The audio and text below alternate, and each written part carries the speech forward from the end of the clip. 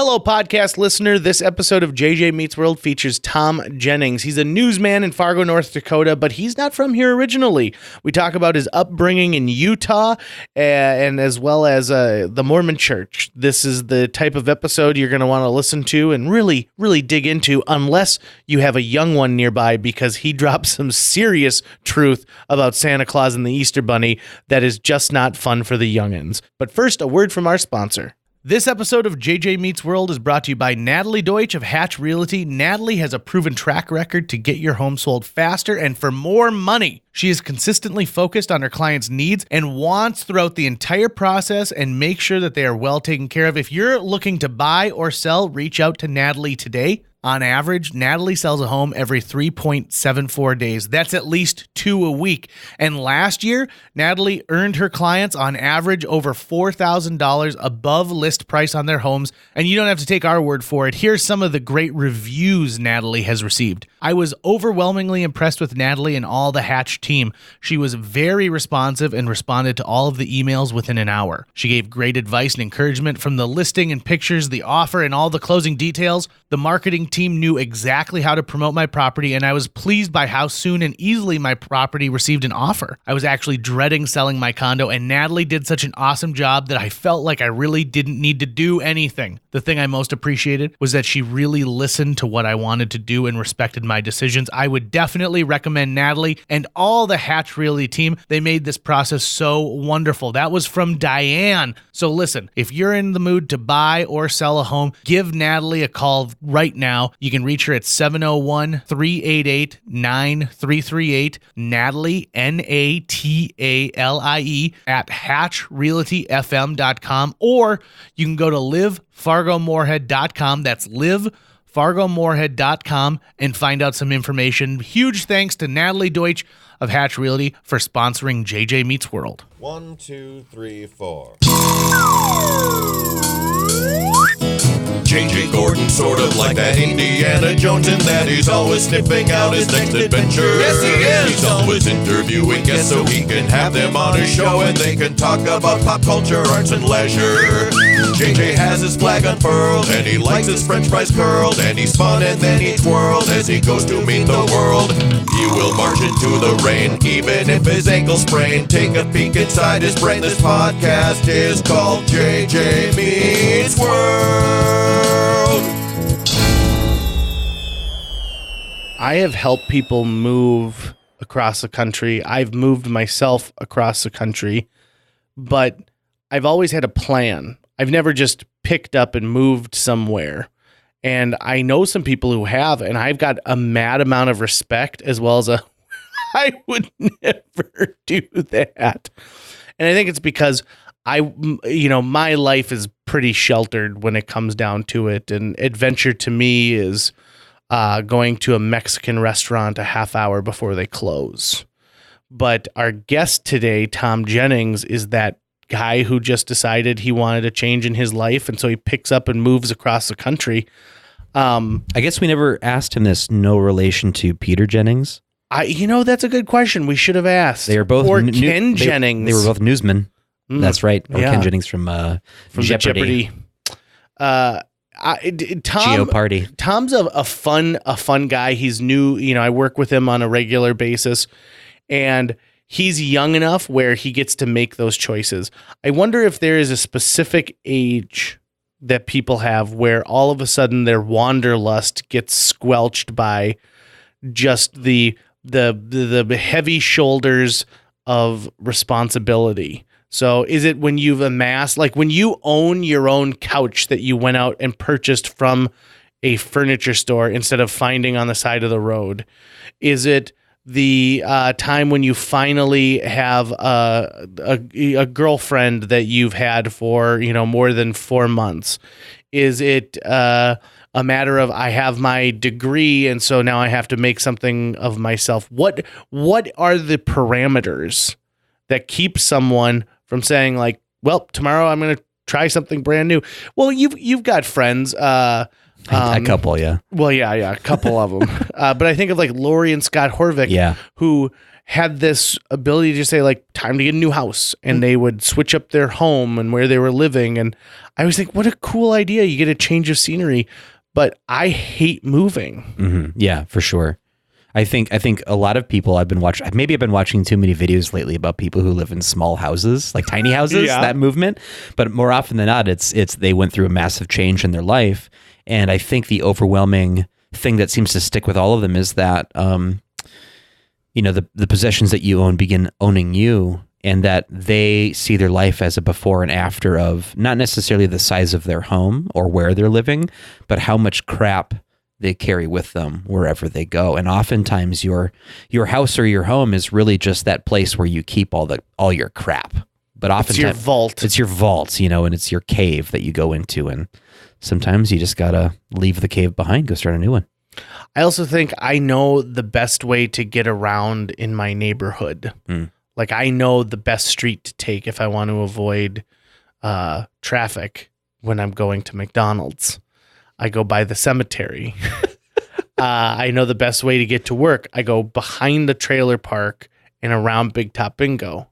I have figured these things out. And when I move, I got to figure them all out all over again. I don't know the dangerous neighborhoods. And by dangerous, I don't just mean like the possibility of being mugged in that neighborhood. I mean dangerous like, is there a dog that someone doesn't keep on a leash out here? Is there a part of the sidewalk that's got a lot of sand on it so I could skid out and hurt my knee? Is there a scary old tree that when the wind blows, it makes a noise like a ghost? These are all things that I consider scary neighborhood situations. How was trick-or-treating for you as a kid? Oh my God, it was horrible. It was horrible. Although I do remember one year there's a woman who gave out 2 liters of pop, which you think is awesome, but like if you're walking blocks and blocks and blocks with a 2 liter of pop, it's starting to fizz up because you keep moving it around. Not even fizzing it up, but it's heavy. Yeah. Like especially for like a little like 8-year-old like walking around with that thing. Was it at least like top shelf stuff, or was it like RC Cola? No, it was good stuff. Okay. And I think it's because we were the first trick-or-treaters of the night. And so she's like, you guys get 2 liters. Enjoy. Our guest today, Tom Jennings, has some opinions when it comes to ghosts, the Easter Bunny, Santa Claus. And we have a pretty in-depth discussion about the fact that he was raised in the Mormon church in Utah. He has decided to leave. And he's got some very serious opinions about what they do and what they've done to him as an individual. And like I said, he has some opinions on the Easter Bunny and Santa Claus. So if you are a listener under the age of 11, I would tune out of this one. JJ Meets World. Welcome to the studio, Tom Jennings, newsman over at KFGO, recent transplant to Fargo, North Dakota, and a general awesome dude. Oh, well, thank you. Well, I appreciate you having me up here to your studio. This is quite the building. I ended up on the wrong side on my way in where there's apartments. What a great apartment it would be. Live right here downtown. So were you in somebody's apartment? Well, I was about to knock on it because I thought I heard your voice through the door. Obviously, it wasn't yours because I was on the wrong side of the building. But yeah, well, thanks for having me. This is great. I've been watching the JJ Meets World podcast for a couple months now, and it's good to be here. None of our other guests ever do. They're always like, so this is a what now? And we're like, oh, it's a podcast, but hopefully we'll convert you into a... That's the point. Like, if I get one more listener to the podcast every time I interview someone, it's worth it. So I just need to interview about 20,000 more people. Well, okay, so let's start with this. I love the story of how you ended up in Fargo, North Dakota. Yeah, that's an interesting one for sure. I guess if we were to kind of start at the beginning, I came aware of KFGO. Of course, I knew about Fargo. I mean, it's a legendary city. Everybody knows about Fargo. Never saw the movie until I moved here because people started asking me, is it like the movie? And now I can say, yes, it is. They talk just like that, even though they say they don't. But I was just kind of down on my luck in my hometown. It was the middle of winter. I just decided that I needed to move. And needed to get away from everyone that I went to high school with, everybody that I went to church with growing up. And I just needed to go and completely redo my entire social life. So I just liquidated some of my securities and jumped into a U-Haul and came across here and linked up in the first apartment that would sign me that day because I didn't want to sleep in my U-Haul again because it was the middle of December. And I just kind of hung out for about a month. And then I went in and introduced myself to Joel over at the radio station because they were hiring.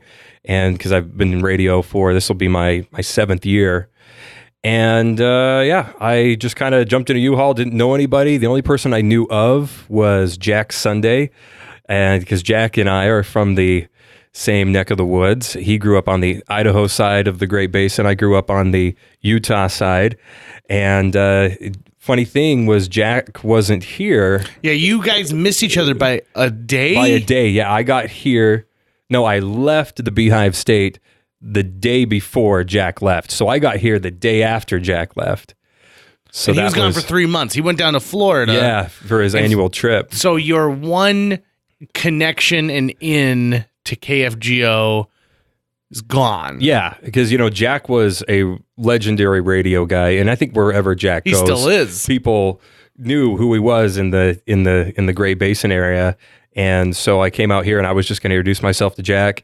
And I figured, if I can't get a job at KFGO, I'll get a job at UPS or the bank or something like that, tuition reimbursement over at those places. But so it really was an interesting ride. And I got hired part-time and things just worked out just about perfect where I was able to take over a position in the newsroom. Now here we are. I've been... But your rise was started with overnight shifts, weekend shifts. Mm-hmm. They put you behind the board quite a bit. And then as luck would have it, one of the news people is on their way out and it's a prime opportunity. I mean, what's great is you're a young guy getting into what has become an older person's game. Well, you know what? I actually have not worked with someone younger than me until they hired that new ag girl, Sam, who is just a couple months younger than me.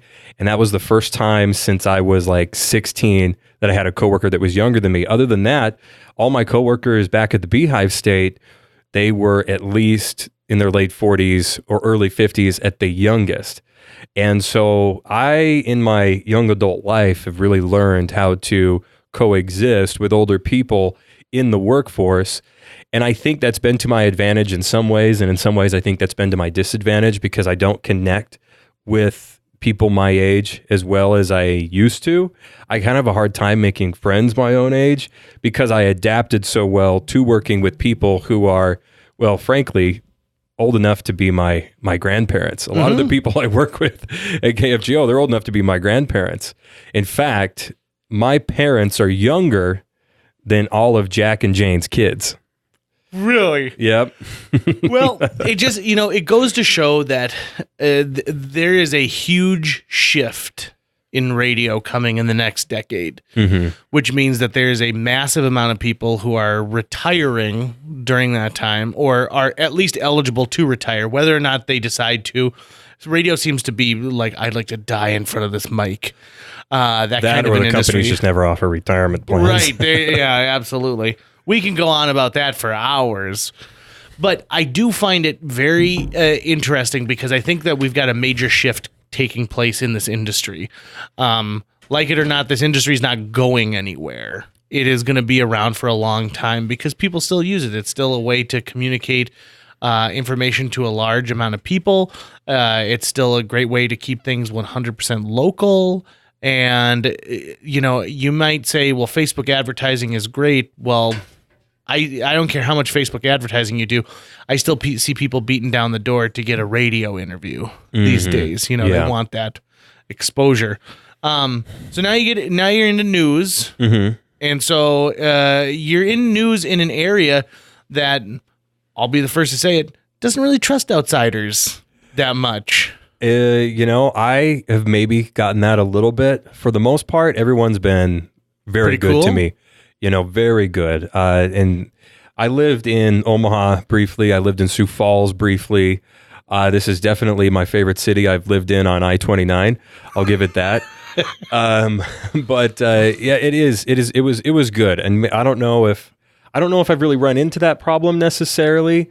But in the words that Jack Sunday always says, he says, what was it? You'll forever be a newcomer or something like that. There's the better jingle to it than that. But you'll never be a local, but it doesn't. Well, I think the thing is, you've got such great leadership in the newsroom, and that if they say Paul Jurgens gave me your phone number, you instantly have credibility, right? And one day Tom Jennings gave me your phone number. Click. And, that's what people are going to get, right? Yeah, hopefully. Yeah, no, it's been really good. I like working with Don Haney a lot.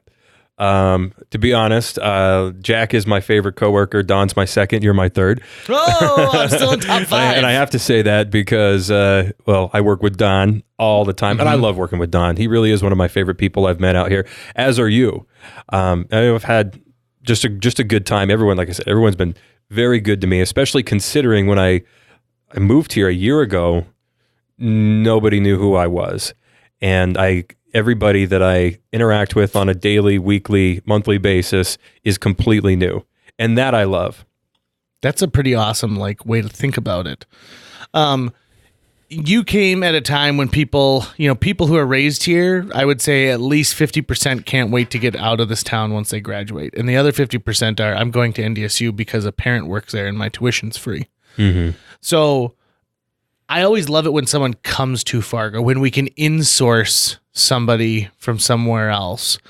And I think that I have not seen a single person have as much passion for Fargo as you have had. It has really been refreshing to watch, because some people are like, oh yeah, I'm living in Fargo and the winters are bad. And so it's nice to know that there's somebody out there who doesn't gripe, but says like, hey, there's great opportunity here. It's a lot of fun. Yeah. I mean, I'm proud to say that I live in Fargo. I can tell you I haven't run into a single person I went to high school with. I think I'm the only one from high school that's here, and that I love. I can do without the snow. I mean, we would get snow where I'm from, but not like this. Not when you have to haul it away, because if you don't haul it away, it'll just end back up in the street because it'll blow back in. That's completely new. I've never seen snow piles this high, and my truck really is not ideal for the snow. And I streaked by back in Utah, but here it's kind of hard. I put a lot of sandbags in the back and then the snow on top of it. So I have plenty of weight. Can we talk about your truck for just a second? Absolutely. So the first time I saw Tom Jennings' personal vehicle, I thought, who abandoned this truck in the parking lot of KFGO?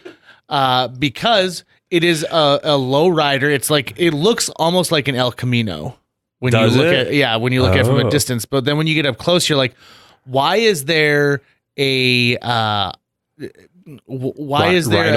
texture to this vehicle? It's got a texture to it. Well, I rhino-lined the entire thing, and for the record, that truck is 3 years older than I am. I've driven that truck probably about 75,000 miles of the 209,000 miles that are on it.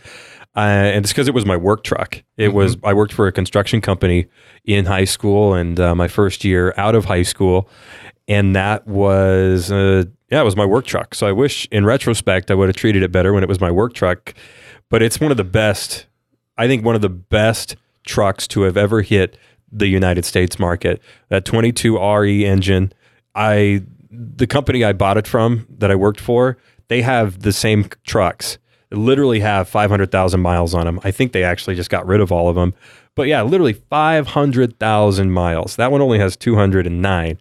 So, and they don't break down. And I figure at this point, anything that breaks down on it, it's not going to cost me probably not more than $1,000 to fix it. Sure. Which is worth more than the truck is. Yeah, what's but at the same threshold? Time, eventually, well, I think if the engine goes out, I think that's where I draw the line. But I usually have about one repair a year, and it'll usually be around $300, maybe $500. And I figured that's what I would pay every month in a car payment. So I drive the thing. I'm going to drive it into the dirt until it doesn't run anymore. And that's just the way it's going to be. And I love the truck. Is it the biggest chick magnet in town? No, but it gets me from A to B. And honestly, I'm proud of it. I think it's funny to look at, right? And so we've all at one point in our lives probably had that beater, that old vehicle that just gets me where I need to go, and that's its sole purpose. And I just love seeing your truck, and I'm never going to confuse it with any other vehicle too, right? You should have seen it when it was red. And it had Tech Electric plastered on the side of it because they had decals, and then they got sun faded, but you could still see where the decals were. And so I was always scared to give people the bird, because then they would call the number on the side of it in the Sure in the faded area. But it's fantastic, and I wouldn't trade it for really many cars out there that are especially not that old. Would you mind talking a little bit about Utah and your upbringing a little bit? Yes. You wouldn't mind, or you're all right talking with it? I can talk about it. So, I don't have a ton to say about my time as a Mormon, but I will say that it is a cult. And I reserve the right to say that because I am 8th generation Mormon. Like, my family were the ones that joined the church when it started back east. And then they got booted out of Missouri because they tried to assassinate the governor, and they moved to the Wasatch Front and kicked the Indians out. Like, it goes deep. It's, I think, 8 generations, but it might even go as deep as 9. And when I say it's a cult, yeah, you're going to have a lot of people, especially those that are true believing Mormons, say, oh, it's not a cult. Mind you, one of the biggest requirements to belong to a cult is to not know that you're in a cult. Now, if you say, well, I know Mormons and they're regular, they're nice people. I totally get that. There's great people that are Mormons all over the world. However, go to YouTube, type in New Name Noah, that's the YouTube account, and Temple Ceremony, and it'll come right up. The guy snuck a camera. He's actually a fellow Loganite like myself, Logan, Utah, and he snuck a hidden camera into the temple and recorded all of their ceremonies. I challenge you that if you don't think it's a cult, watch those and then tell me it doesn't give you the willies. So, I mean, is your definition of a cult some like a group of people who follow a rhetoric blindly? Because, absolutely. I mean, I watch the show Big Love, and at times they show, wearing weird hats and the special underpants and things like that. Mm-hmm. And there's plenty of things out there that I think are odd and bizarre. It's something else, I think, to be cult-ish. Now, that being said, I will say I have never seen a group of people so committed to each other and and putting up so many gatekeepers to getting in than I have with my friends who've been a part of the church. You mean as in like gatekeepers to getting into the church? Yeah. Now that I disagree with, because there's not a lot of churches out there that send people to your door. And in fact, the time I spent in Omaha and the time I spent in Sioux Falls was as one of those guys that knocks on your door. You're supposed to go for 2 years. I went for 8 months because I was smart enough to get out. And the reason I say it's a cult, it's not just the ritual. It's not just that people follow blindly. People will follow the Pope blindly or all kinds of things blindly. They'll follow the president blindly. But oftentimes Mormons can't accept the fact that you're not Mormon. And I know what you're talking about when you talk about a cohesive community. And that's the way it's like when you're not in Utah. In Omaha, it was like that. Everybody was very tight. That was their group. Sioux Falls the same way. However, when you go to Utah and everybody's Mormon, it's really not like that. It's just kind of what everybody does. The other reason I call it a cult is because, especially when you grow up in it, nobody, including your family, can accept the fact that you aren't Mormon anymore. Let me give you an example. The Mormon mission, right? That I was that I went on, was supposed to go on. They'll take kids as young as they come, and they will pound it into their heads. You will go on a mission, and you will go and knock on people's doors and baptize people into God's only true church. And you will convince them while you're at it to give that church 10% of your money. Which, by the way, just came out, leaked to the Washington Post. The church has $100 billion sitting in an investment fund. That's another story. But let me give you This is a crazy story, and this is why I went on a mission, because I was never going to go. But growing up, my vocation was always the most important thing to me. That was radio broadcasting. And Glenn Beck is you're familiar with Glenn Beck.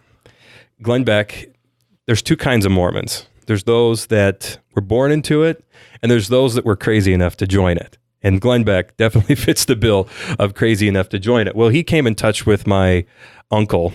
Chris Stewart is his name. He's a congressman out of Utah, actually. And if you watch the hearings in Congress, you definitely saw him making an ass out of himself about impeachment.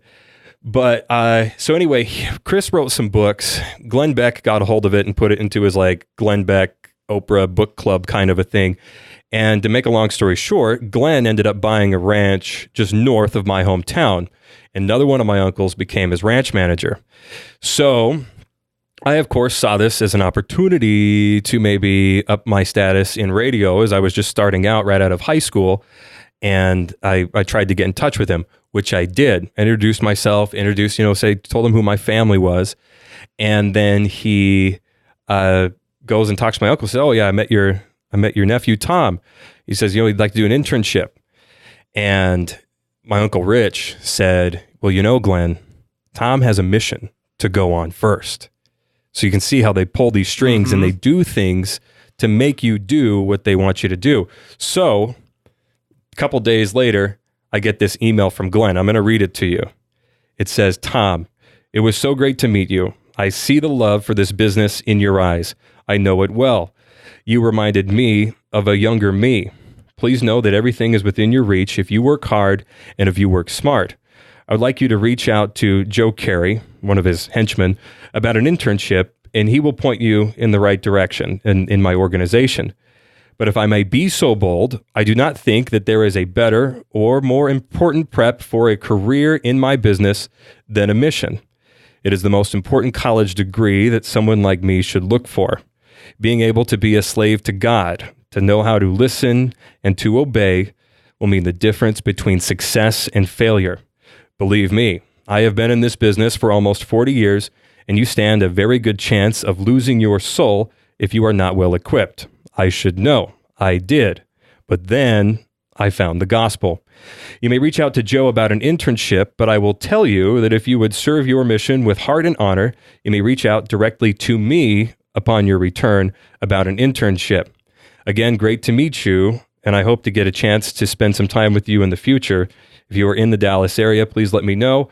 It would be a thrill to have you shadow for a day. But I warn you, half of your time will be spent listening to me telling you to go on a mission.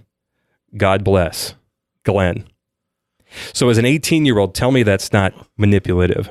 Oh, it's 100% manipulative. It's interesting language he used to when he said you need to be a slave for God and learn to obey. I think those are the two words that jumped out at me the most is this notion that there's a quid pro quo here, right? Exactly. You will do what I say and you will get a heavenly reward, which is the basis of so many organizations that focus on unprovable faith claims. And I guess I would the discussion over what is a cult and what isn't a cult is a really interesting one because you can find examples and all sorts of things that are, you could say, are cult-like. The things that stand out to me the most are, like you both have said, the kind of gatekeeping and secrecy at the perimeter, to say that there is a revealed truth that we must keep hidden from others until they come and play with our quid pro quo, right? Become slaves or become indentured to us in some way. And certainly the cults that are easy to point at and everyone goes, oh, that's definitely a cult. They're usually very small in size. There's usually a leader who's very charismatic, who on the surface you can see what it is that they're getting out of it. And a lot of groups are large enough that they might not fit that stereotype of a bunch of people in robes drinking Kool-Aid in the woods, right? They might be billions and billions of dollars. I think Scientology is a very prime example of that. Absolutely. I know plenty of people who are either see themselves as Mormon now or were Mormon in the past that never really adhered to that strict ideology. But when you see it in its strictest form, it reminds me so much of Scientology, at least on what we're able to see, the stories about creatures in space and of different dimensions and of hidden, revealed wisdom that has come in the past 200 years about the nature of reality. But please sign on the dotted line and tithe to us, in the case of the Mormon Church, either 10% of your income. Scientology, there's other ways that get your money out of you. So while I'm trying to do my best to not paint with too broad a brush and say I'm describing all Mormons, but you see in the strictest of at least Mormonism, it seems to have that quality to it. Yeah. Well, if you want to talk about aliens in space, next time you see a Mormon, ask them about the planet Kolob. That I don't have time to get into. But you're right. I think that two of the main pillars of a cult is manipulation, which I think we've just given a good example of that. And I'm not alone when it comes to people manipulating to get what they want. I don't know if I've ever seen anyone go to the extreme to try to get someone to go on a mission, but that's my story. The other pillar, like you said, is secrecy. Let me give you an example of secrecy. The Mormon temples, they're popping up all over the place. It's kind of like their status symbol throughout the world. They actually just built one in Rome, not too far away from the Vatican. And the Mormon prophet, for the first time, had a meeting with the Pope. My ancestors moved across the plains. They built the temple, the first Mormon temple in Kirkland, Ohio, just outside of Cleveland. They built one in Missouri, no, not Missouri. I think it was in Nauvoo. That's where it was. It was in Nauvoo. And then they helped build the one in Salt Lake City. They helped build the one in my hometown in Logan.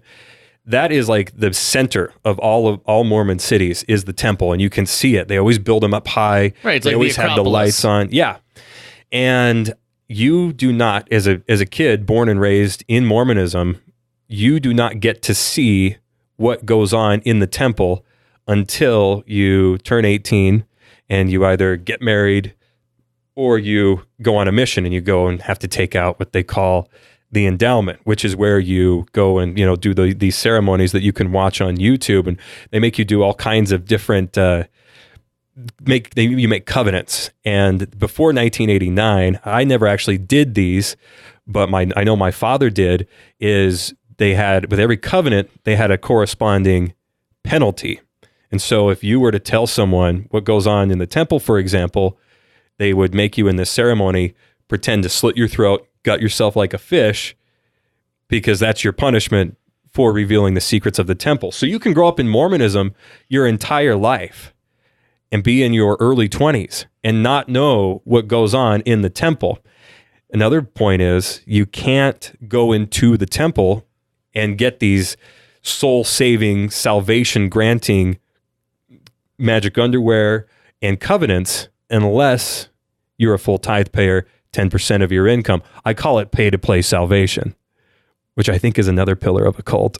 Money. I mean, what is the meaningful distinction between cult and religious organization? Because I was raised Catholic, and I mean the Catholic Church is a very powerful, wealthy, secretive, globe spanning organization. And while none of my Catholic family members or any of my friends who are who still profess Catholic faith, who still go to church, none of them exhibit what I would say are any signs that make me think that they are in a cult. But if you were to go to Rome, and if you were to go into Vatican City and see how the princes of the cloth live and how their world works, you would go, oh, if this was all I saw, I would go, oh, that's a cult. That organization right there behind their closed doors.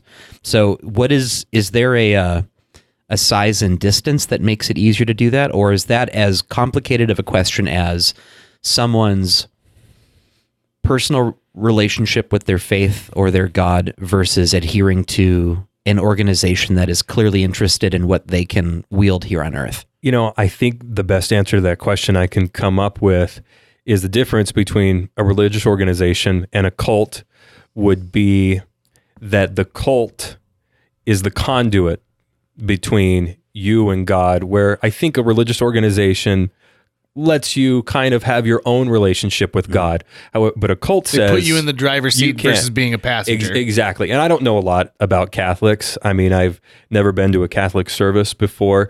We have a great episode for you to listen to where we interview 2 Catholics on this about their faith. That's my next listen. Catlicks. But yeah, I would say that it has to do with how they portray your relationship with God, and they make themselves out to be the one and the only way of you to get to God, which I really don't believe in. I've had a lot of different, I don't know, sometimes I think I'm an atheist, sometimes I think I'm agnostic, but I can tell you that as a son of God, if there is a God, I don't need anyone's permission to talk to my Father. I don't need anyone to tell me the right way to talk to my Father, and I shouldn't have to say it a specific way or start it a specific way. I think that you can be walking down the street, or you can be at work, or you can be at school, and you just kind of like say in your head, like, oh God, help me out, like, or hey God, thank you, or whatever. I really think that if there is a God, I don't think he's so particular. I don't think that there is a one-size-fits-all plan to get back to God. I think that there is so many billions of people on this planet that believe just millions and millions and millions of different narratives about who God is or what God is, that there's no way one of them can be 100% exactly true. And I think that that's another thing that distinguishes a cult from a religious organization. Like I've had a lot of conversations with Lutherans. In fact, when I lived in Sioux Falls, when I was a missionary, we worked pretty closely with a Lutheran pastor in town. And he said, I don't believe that there is as a pastor of a church, the biggest church in town. I mean, that's a Lutheran town, kind of like this one. And he said, there's no way that one organization has all the answers. And I think when someone comes to you in anything in life, whether it be a religious organization or a money-making scheme or a business, and tells you that they have all the answers, they don't. They're the one who has the least. Mm-hmm. Okay, so we get your feelings on the Mormon Church. Oh, yeah. Now, I'm curious, what's it like when you decide you don't want to be a part of the church, but you still are surrounded by it? And that is one of the biggest reasons I came here. It's hard because I would say another attribute of a cult is that they don't let you leave. You hear a lot of stories about Scientologists following people in cars and whatever else. I wouldn't say the Mormons go to that extreme. I know that back in the 1800s, early 1900s, when the government gave the Mormons their own state, which was a colossal mistake. And if you don't believe me, just watch the Utah legislature in session. The church gives them all their cues and they're unabashed about it. But they'll still send people to your door. If you're not showing up to church, you can bet your ass the bishop will be knocking on your door. Hey, I haven't seen you at church lately. Or they'll send the missionaries to your door and they'll say, can we help you with anything? Can we mow your lawn or whatever? And it's just a ploy. It's all, believe me, I was on that end of it. I was the missionary knocking on people's doors, trying to manipulate people to go back into church, not because I loved them, not because I thought that I was going to save their soul, but it was for the glorification of our numerics that they make you, hey, you have to get this many people to come back to church and you have to baptize this many people, or as a missionary, you're a complete failure. Right. It's almost like being a part of like a pyramid scheme. Exactly. Like the more people that you can sign up for Tupperware, the better a person you are. Exactly. And they have all these different sayings like, for every person you baptize, your future wife will get more hot. I mean, just kind of repulsive stuff. Is like that a thing that they say? Oh yeah. That's not like doctrine, but that's kind of like a rumor. And I think that's, there's a lot of like things that people believe in the Mormon culture that the church doesn't necessarily go out and say, this is doctrine. Sure, you don't want an email chain, but you're like, listen, that Tom Jennings, he loves bowling, and we really think we should motivate him. Tell him the more people he baptizes, the better his bowling score will be. You're right. God will grant him extra pins. When you get these missionaries, 18, 19, 20, 21 years old, and they are not allowed to be around women, and they have to be within arm's length of another man 24/7, 365, you tell them about hot women and that God has one of those in store for you when you get home. It's just a manipulation thing. When you look back on Mormon history, the biggest character, of course, is Joseph Smith. In fact, one of my great some odd grandfathers, through a polygamist wife, was actually in the Carthage jail in Illinois when Joseph Smith, as they call it, a martyr. But Joseph Smith wasn't a martyr. He had a gun. Somebody smuggled it into the jail cell, and he fought back, because martyrs don't fight back. Martyrs just sit there and get their heads cut off. So, and he was in jail for, not because it was religious persecution, as Joseph Smith said, as he got led off to Carthage jail in Illinois. I'm like a lamb to the slaughter. It's like, no, he was getting taken to Carthage jail because he burnt down a newspaper that published, he had his followers go and burn it down because it published one edition only, the Nauvoo Expositor, and about his plural wives, because Joseph Smith, the church didn't admit that Joseph Smith had more than one wife until just a couple of years ago. And they later admitted that he was married to a 14-year-old. As a 30-year-old man, he's married to a 14-year-old. He was also married to other men's wives. He would take these men and say, God calls you on a mission to England, send them halfway across the globe, and then take their wife for his own. And people, even after the church admitted that those things happened 200 some odd years ago almost, like they still just like say, oh, that doesn't affect my faith.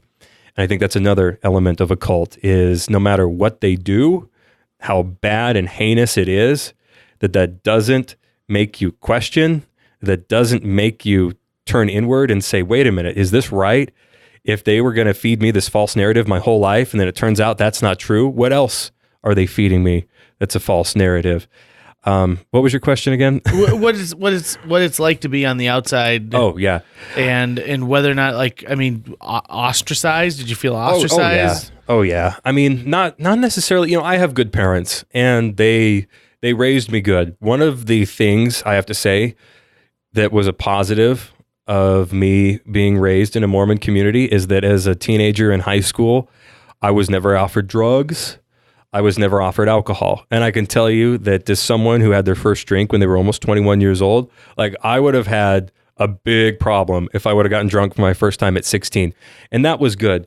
My parents, they'll never let up. They're not as abrasive as they used to be, but just in conversation, they'll bring up church stuff and say, oh, it's so true. It has to be true. All this kind of different stuff like that. And they do it not to be abrasive. I think they do it out of love, like you were talking about, not necessarily out of self-serving motives, but they do it because that's their life. I mean, that is their life. That is why they get up in the morning, is because of the church. They go to church 3 hours on Sunday. They volunteer in the church all week long. They give the church 10% of their gross income, which, by the way, the church has said it's gross, not net. And they said on the pulpit, when the prophet was speaking, he said, well, do you pay on your gross or do you pay on your net income?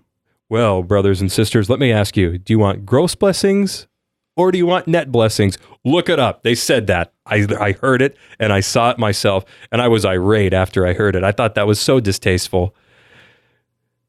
I think that, so coming from being a Presbyterian, where we're like, the biggest secret that we keep is what is in the Rice Krispie bars.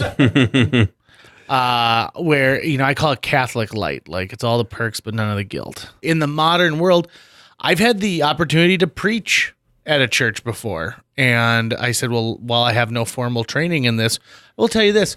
I believe that there is a place for the organization that is the church, because it gives people community. Mm-hmm. And community is very important, especially in these rural towns where if you get together once a week and have this time where you're together, you can find out if somebody's sick and then you can help care for them. You sing a couple of songs off key, and it just is that moment where you're not completely isolating yourself. Because I believe that we live in a world right now where it is easier to isolate yourself than ever before. And just because you talk to someone through World of Warcraft does not mean that you are not isolated. You are 100% isolated. That relationship you have with that other person is a false relationship when it boils down to it. I feel like there's a place for it. What I don't like is I don't like the judgmental attitudes of I am right, you are wrong, you are going to hell because of something that you feel inside of you. I think that love, I would have been a great hippie. Love keeps us together, man. What the world needs now is more love. And I see that on the outside. I had friends growing up who were Mormon, and I see that. I remember one time someone had to leave their apartment in a fast way, and the friends I was with were Mormon, and so they said, we're going to go help these people move out. There must have been 70 people helping move this family out of an apartment in one night, helping box things up, and someone brought food, and just this giant chain of human beings handing boxes down to the moving truck. The moving truck was some guy's truck from work that he brought to help out. And I've seen that several other times before, and that's what really, from an outsider's perspective, I see as what the Mormon church is doing. That being said, I also had two friends who left the church, and there was always the you can always come back. We want you to come back. Today's the day you should decide to come back. But at the same time, there was well, I can't date this girl because her parents are part of the church, and they know I left the church, so they don't approve of us being together. Sure. And, growing up in Utah, there is not a lot of kids in your school growing up that are not Mormon. And even though the church doesn't condone this kind of behavior, there's a lot of parents that will say, oh, sorry, you can't play with that little girl. She, she's not Mormon. I definitely knew parents that would say that to their kids growing up. My parents never did. My parents think that's very distasteful, and they've been very vocal about that. I subscribe to that. Treat people the way you wish to be treated. Golden rule. And it's so important, and it makes such a huge difference in people's everyday lives. And I'm always honored when somebody comes up and says hello to me, and they're excited to see me, because it's exciting for me that you want to talk to me. Like it's my honor today. Another thing I want to ask you about too, Tom, is so you come to Fargo, North Dakota. Mm-hmm. Has the church reached out to you at all while you've been here? No, and they don't know I'm here. Oh, so they might now. Well, and so that's we're big in Utah, dude. Yeah, we get downloaded a lot in Utah. It's a question. I also want to ask this. So recently there was a news story about a woman who is connected to the Mormon church in North Dakota, and I believe she was murdered, right? Or went missing. Mm-hmm. I noticed that story got you hot under the collar a couple of times, because I think people just said, well, she's obviously a polygamist, and she's a Mormon, so she must be a polygamist. Well, but correct me if I'm wrong here, but in the same way that Tucker's saying individual Catholics versus the Catholic Church, does it bother you that someone who does not know about the Mormon culture automatically jumps to the idea that they're all polygamous? Not at all. What gets me hot under the collar about that story, and that it was in Mexico. They were a group called the Liberans. Oh, this story. Have you heard about the Liberans? Now I know what story you're talking about. Yeah. So the Liberans initially moved down to Mexico to avoid prosecution in the United States so that they could practice polygamy. They kind of started their own sect. When you talk about Mormons, the mainstream Mormons don't practice polygamy, and they haven't practiced polygamy for over 100 years. But there's still all kinds of break-off groups that use it. And I think polygamy is one of the most heinous things. I think it is the embodiment of the objectification of women, because they're not treated like equals. They're not treated like people.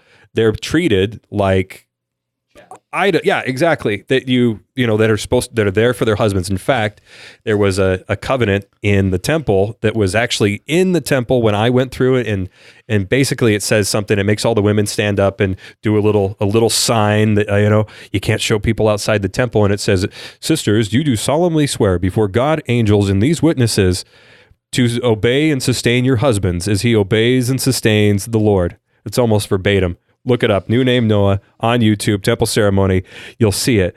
And I think that's terrible. So like I've seen it with girls that I know, family members even, where they're in these abusive relationships, and well, they can't really do anything about it because, I just obey and sustain my husband because he's obeying and sustaining the Lord. And that happens in the mainstream church. But the mainstream church doesn't do polygamy, of course. But the LeBarons, if you look it up, and I don't know this story by heart, but they were pretty cultish. They started a group called the Church of the Lamb of God and ended up murdering some people. What was his name? King LeBaron guy. If you Google it, it'll come right up on Wikipedia.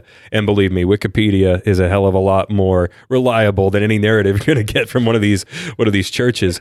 But it's a pretty messed up. It's a pretty messed up sect down there in Mexico, and I think they've since relocated to Arizona. What makes me I feel bad for the kids that died. Anytime a child dies, and under whatever circumstance, that is really, it's awful. I think where the blame is due is with the parents that have them living in those dangerous parts of the world so that they can practice their cult unfettered. And it's terrible that those kids died. But I will say, if you know anything about Mormon polygamy anywhere in the world, is those kids were in for a life of abuse. I really do believe that, particularly the girls, and that's heartbreaking. And I don't want to say that the kids are better off this way, but really they were in for a lifetime of abuse, and that really is too bad. And that's what makes me mad, is that kids are put in this position, not just in Mexico, but in like Colorado City, in Arizona, or Hilldale, Utah, where the FLDS, Warren Jeffs, is the king of that cult. And it's the abuse is rampant. There was another group called the Kingstons that are worth hundreds of millions of dollars, and they own lots and lots of land all across the state of Utah. But just horrendous stories of abuse that are published in the newspaper, where the guy's daughter did something he didn't like, so he beat her, made her eat rotten food, puke it up, and re-eat it. Believe me, you can look that one up in the Salt Lake Tribune. It's a real story. And yet, they're huge donors to the Republican Party in Utah. In fact, they've given money to my uncle, Chris Stewart, the Kingstons. I was at a TED Talk one time that the Utah Attorney General, Sean Reyes, gave a talk about sexual trafficking and abuse and that kind of stuff. And yet he goes and speaks at the Kingston Company Christmas party with one of their companies they owned, Washakie Renewable Energy, which then got raided by the feds for taking EPA credits that they didn't actually produce for taking credits for biofuel, didn't actually produce. And this is our Attorney General, for God's sakes. And he's going to go around and lecture people on sex trafficking when these guys are like having sex and marrying their nieces and nephews when they're 15 years old, and he'll go speak at their Christmas party. It's so perverse, but they give him money. They give them money, and you can look it up. There was a story, I believe, on Channel 2 in Salt Lake City, and they showed how much money they have given each of these Republicans on a state level and also on a national office, being Chris Stewart. I don't know if they donated to Mitt Romney. That story came out before Mitt Romney, but pretty much all the Republicans, the governor, the Attorney General, of course, which is just it makes my blood boil when I think about it. So you're here in Fargo now.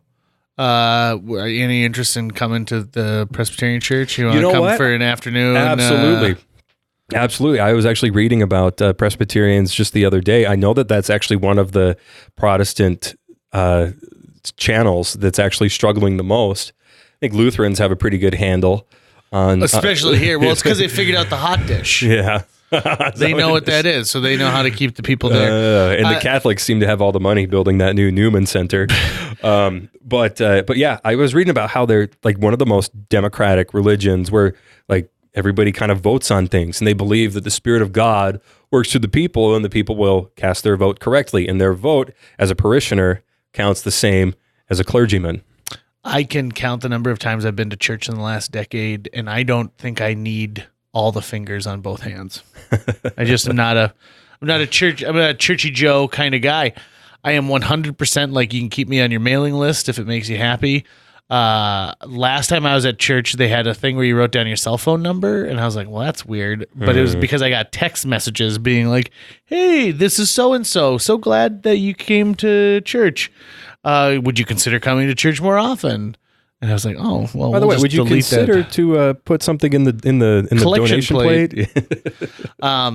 I do have a connection though when I go into a church. So the Presbyterian Church of Fargo, old Gothic style church, giant stained glass windows, lighting that hangs on giant changes. It's not on chains. But you go in there and you hear like the organ, like doom, bum, bum, bum, and it captures me. I go there once a year for the Kirkin of the Tartan, which is a Scottish ceremony. And so hearing a full bagpipe band in there is really amazing. I have a good time with that. And then I always remember my cousins were a part of the bell choir, and I always wanted the special gloves that they got to wear. Did you ever see that? The bell ringing gloves. I think I did bell choir because when my dad remarried, when on the weekends we were with him, then we would actually go to a Methodist church because that was his second wife's church. My dad was not Catholic, but my mom was.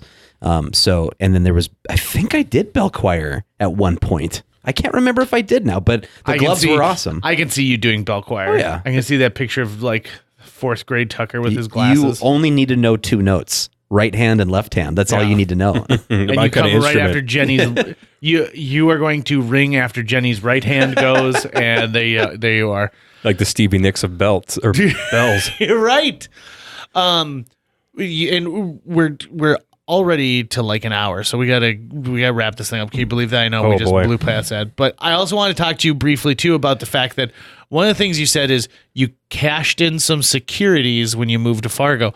I think that you are probably among a minority of people in your age group who are consciously investing. Oh yeah, I've been to the Berkshire Hathaway shareholders meeting in Omaha the last 2 years. Probably won't go this year. I had to see the Oracle in person before he died. I love, I've been long-term shareholder of Berkshire Hathaway for a number of years now. McDonald's, it's pretty good. People, come on, everybody eats at McDonald's. Well, not everybody, but we did just close one here, but I think that was because of hiring. Okay, dude, that was the most ghetto-ass McDonald's I've ever seen. The word on the street is because they couldn't hire enough people. Yeah, we have a hiring shortage in town here now. But McDonald's, I believe, is putting some R&D into robots. So like figuring out like robotic creation of burgers. So they'll quit screwing up my order. Yeah, and you know what? That's a conversation for another time. But don't get JJ started on that. I got some real feelings about burger maintenance. But so, what made you decide to get involved in investing? I've always loved money. That's why I drive a 1993 pickup. And that's why I don't spend a lot of money, because money is more important to me than really possessions. I'm kind of a minimalist. I self-proclaimed. I don't bring a lot of physical possessions into my life, and that's what really enabled me to move on a whim, was just not having a lot of things to move. I've never really felt so tied down by my stuff. The only thing I like to really collect is, money, because money is freedom. And the longer you just leave your money sitting there, not doing anything in a savings account, it's losing. I mean, on average, inflation 3% a year or so, and that's a lot. Big, larger some years, and other years, the dollar will get stronger. Like in 2008, it got, I think, like 12% stronger or something like that, because everyone starts hoarding dollars and selling securities. But it's great, and Warren Buffett's right when he says that over time, the economy is only going to grow. The stocks are going to get bigger and bigger and bigger. Look at Berkshire Hathaway. You buy and you hold. I'm not big into the buy and sell penny stocks or anything like that. I don't really have the time to sit there and buy and sell You're every not day. Shorting and day you're not trader, doing all that kind of stuff. Yeah, and shorts. I mean, shorts can be very lucrative too. Those are more complicated than just on my Robinhood account, or you can get on Charles Schwab now, which I have an account on. They'll do zero commissions, which is great. Which is really the wave of the future, the internet and stuff. And I like to manage my own money. I've always, I was 5 years old, lost probably like my third tooth. And I told my parents that I wanted the tooth fairy to give me a check. And that's how I found out that the tooth fairy wasn't real, is because the the check was signed Mr. Jennings and not the tooth fairy. So, oh, you know, it'd be smart is to start a website where you can order essentially what would be considered like money orders, but they look like a check from the tooth fairy, from the Easter Bunny, from Santa Claus. I'll be honest, I don't want to perpetuate a belief in those things. I think next to organized religion, Santa Claus is the biggest lie that is perpetuated through humanity, and I see it as a way for... Well, if we weren't going to get letters about this episode before, we certainly are now. I'm saying Santa Claus is retail's way to manipulate parents. You know, you got to give your kid what they ask for, otherwise, you know, they're not going to believe it's Santa and the magic of Christmas. You're hosed. I think that's awful. And that's, you know, if I can compliment my mom on anything other than keeping me away from alcohol and drugs growing up, is that she really never let us believe in Santa Claus. She always said when they are old enough to ask, they're old enough to know, and that included sex and all kinds of stuff. My brother was 6, I was 4, and my brother, Mom, is Santa Claus real? I remember it was a summer day working in the backyard, and she says, nope, Santa ain't real. Back to work, boys. You know, we're the, you know, I'm Santa. And then my brother, he asked about sex when he was 8. Where do babies come from? And I just kind of got the talk it when I was 6. But, you know, I really don't like that. And now you can go to the mall and you can sit on the Easter Bunny's lap and tell the Easter Bunny what you want for Easter. I was that Easter Bunny for 1 year. Tucker's also fired from being Santa Claus. I was too young. And they had me do 2 shifts of Santa Claus and said, we're going to go with someone who's not 18 years old. I am going to slightly disagree with you because I love lying to children. And I mean that. Like, it's fun. And kids are pretty dumb. And they'll believe most of the things you tell them. And I love lying to kids. I have no problem lying to kids if it's in the spirit of like fun and adventure, knowing that they're going to find out that this is just for funsies anyways later on. I don't like it when the lying is...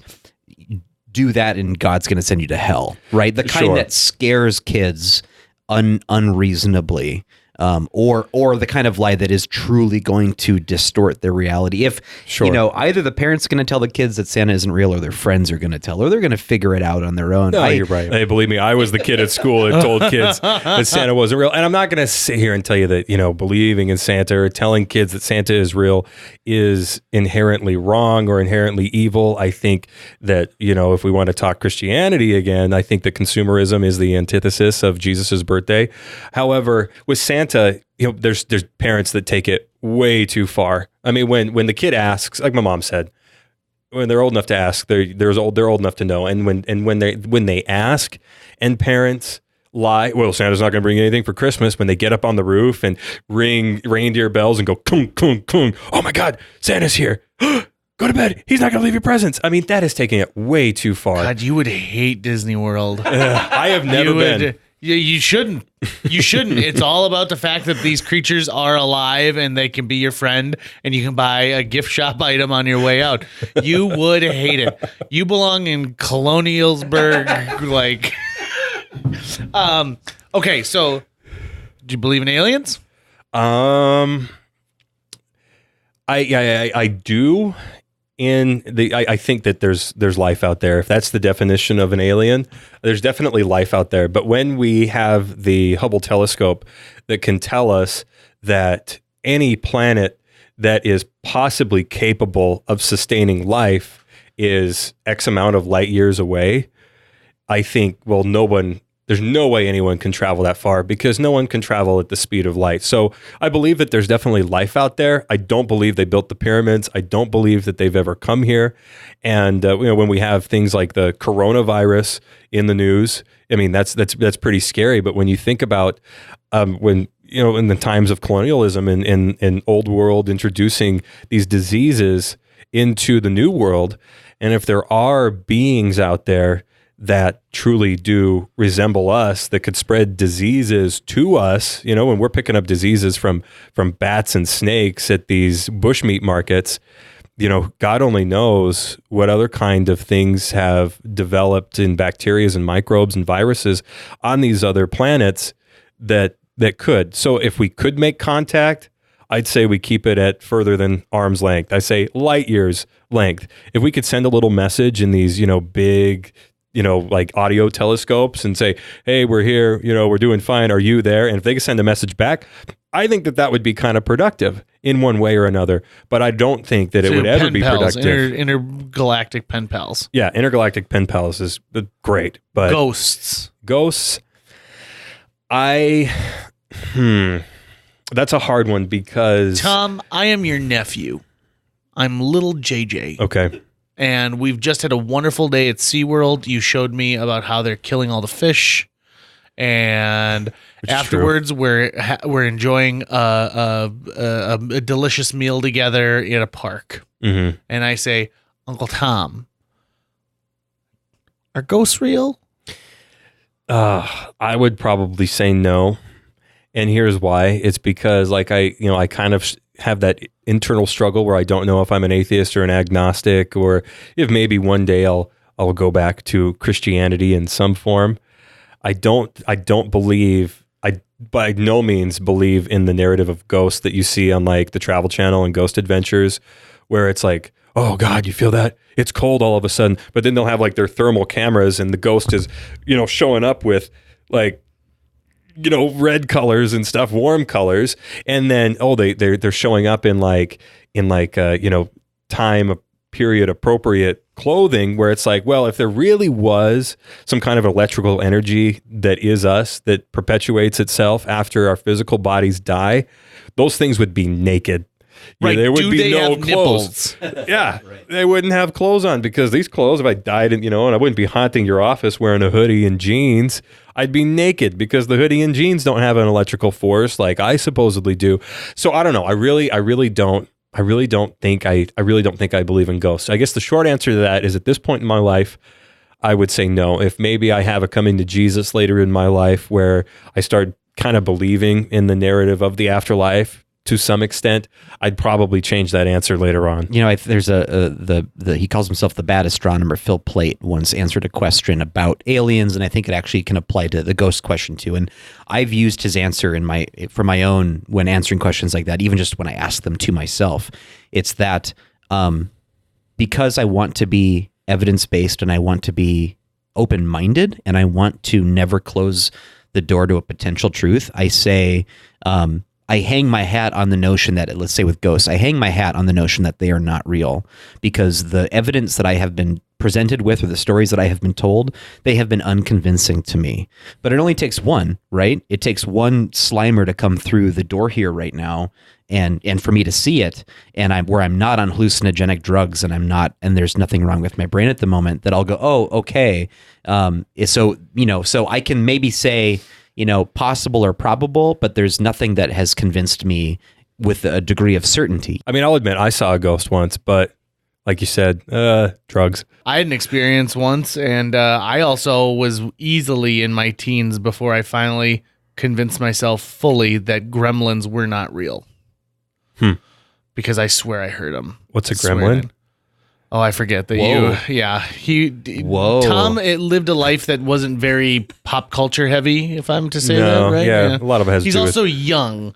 In 1983, 2 movies came out that caused the MPAA to make a PG-13 rating. One of them was Indiana Jones and the Temple of Doom and the heartbeat scene. Oh, yeah. The other one was Gremlins, the story of a mogwai who, when he gets wet, reproduces, and if it eats after midnight, becomes a gremlin. Based off of the idea that in World War II, it was rumored that the Japanese had small demon-like creatures that they would put into the mechanics of like tanks and airplanes, causing them to like all of a sudden like lose power and crash. Yeah. Well, have you ever heard of a skinwalker? Heard of. Yeah. No. Yeah. Now that, maybe if I believed in God, maybe I'd, believe in Satan, and then maybe I could believe in skinwalkers. But skinwalkers, in a nutshell, a Native American guy makes a deal with the devil where Satan gives him this coyote coat. He puts it on and becomes like a coyote human hybrid. And there's a spot out in Utah called Skinwalker Ranch. I think it's outside of the Uinta reservation. And supposedly people will run into these things, right? And they say they can run faster than your car can go on the freeway, all kinds of different stuff like that. That's another kind of spooky thing. And at one point, one of my cousins had me convinced that skinwalkers were real while we were camping in the desert, damn him. But, that's another kind of one of those things where it's or like a Wendigo. Are you familiar with Wendigos? No. It's almost like the northern version of a skinwalker, which is this like... That's what Wolverine was hunting in his first appearance in The Incredible Hulk. Oh. The Wendigo? Actually, he was hunting the Hulk, I think, but the Wendigo was there too. It's we don't need the good to do eating. that. You can go to Wikipedia and read about Wendigos. That's a discussion for another episode. Tom Jennings, thank you so much for coming in. Well, thank you for having me. It's I been a definitely blast. want to have you back on the show at some point. Absolutely. We got a lot more to talk about, I think. Yes, we do. All right, Something so- not churchy next time. I'm sure in the intro I'll note the fact that if you listen to this with your children in the room, that you should maybe just take one little segment and not. The following podcast is not safe for work. It contains graphic language and evil speaking of the Lord's anointed people. You can move that to the front. You can edit it.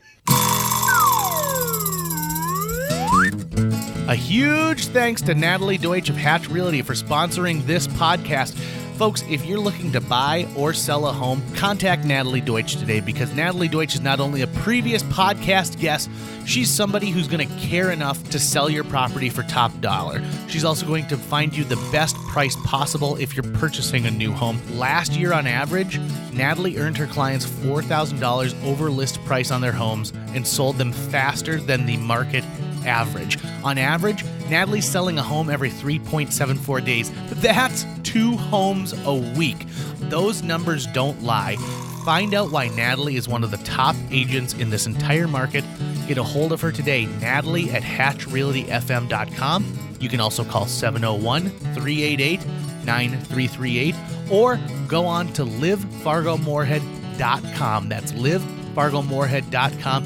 Read all of her amazing reviews and then listen to her episode of JJ Meets World. Thanks again to Natalie Deutsch of Hatch Realty. That's going to wrap it up for today's show. If you enjoyed this episode of JJ Meets World and would like to help us continue to produce 2 new episodes every week, you can donate to our Patreon. Check out patreon.com/JJ Meets World and donate today. Even as little as $1 a month can go a long way. Visit our website at www.jjmeetsworld.com or hit up our social media. We're on Twitter, Facebook, Instagram, all the sites the kids are using these days. If you'd like to stay up to date on new episodes of JJ Meets World, you can find us on iTunes, Google Play, Spotify, Stitcher, iHeartRadio, YouTube, or wherever you consume the podcast that you love. JJ Meets World is produced every week by Tucker Lucas. You can find out more about Tucker's work by checking out www.moonbasemaria.com. If you want to get in touch with your host with the most, go to linebenders.com, and you can find direct contact info for JJ.